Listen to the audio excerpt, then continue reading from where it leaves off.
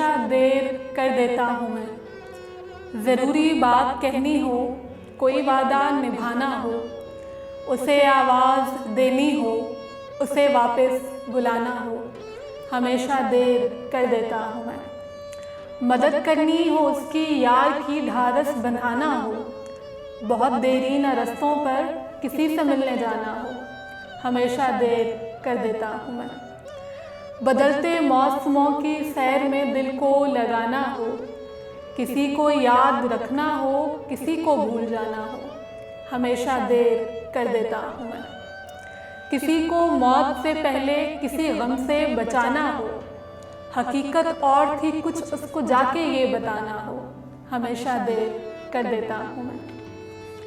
سخن آرائی کی آج کی ایپیسوڈ میں ہمارے شاعر ہیں منیر نیازی۔ منیر نیازی 19 اپریل 1926 کو ہندوستان کے ضلع ہوشیار پور پنجاب میں پیدا ہوئے۔ تقسیم کے فوراً بعد پاکستان تشریف لے آئے اور یہاں بہت سے اخبارات، ریڈیو اور بعد میں ٹیلی ویژن سے وابستہ رہے۔ منیر نیازی بنیادی طور پر غزل کے شاعر ہیں، لیکن ان کے ہاں احتجاج کی آواز بہت بلند ہے۔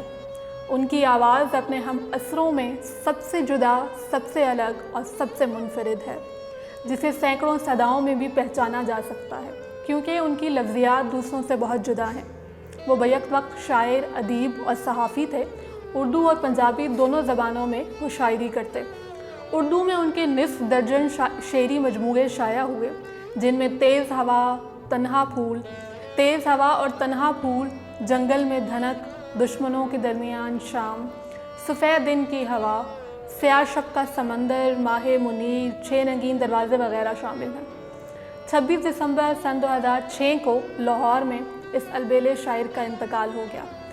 ان کا سیاسی اور سماجی شعور انہیں احتجاجی شاعری کرنے کے لیے اکساتا اور ان کا لب و لہجہ بلند آہنگ ہو جاتا۔ کہتے ہیں، اس شہر سنگ دل کو جلا دینا چاہیے، پھر اس کی خاک کو بھی اڑا دینا چاہیے، ملتی نہیں پناہ ہمیں جس زمین پر، اب ایک حشر اس زمین پہ اٹھا دینا چاہیے۔ ہمیں پرانی فلموں میں جتنی بھی پائی کی غزلیں ملتی ہیں، ان میں بیشتر منیر نیازی کی ہیں، جیسے کہ نسیم بیگم کی آواز میں ان کی ایک مشہور غزل ہے، اشک رواں کی نہر ہے اور ہم ہیں دوستو، اس بے وفا کا شہر ہے اور ہم ہیں دوستو، یہ اجنبی سی منزلیں اور رفتگاں کی یاد، تنہائیوں کا زہر ہے اور ہم ہیں دوستو، لائی ہے اب اڑا کے گئے موسموں کی باس، برکھا کی رت کا قہر ہے اور ہم ہیں دوستو، آنکھوں میں اڑ رہی ہے لٹی محفلوں کی دھول، عبرت سرائے دہر ہے اور ہم ہیں دوستو۔ ان کی اپنی زندگی یا پھر عمومی طور پر زندگی کی بہترین عکاسی اس شعر سے ہوتی ہے۔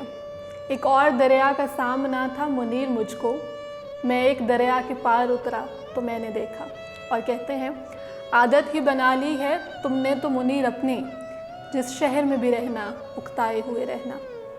سخن آرائی میں ہم آج گفتگو کر رہے تھے منیر نیازی کے منفرد انداز کے بارے میں۔ اگلی قسط میں ہم گفتگو کریں گے خوشبو کی شاعرہ پروین شاکر کے بارے میں۔ تب تک مجھے دیجیے اجازت۔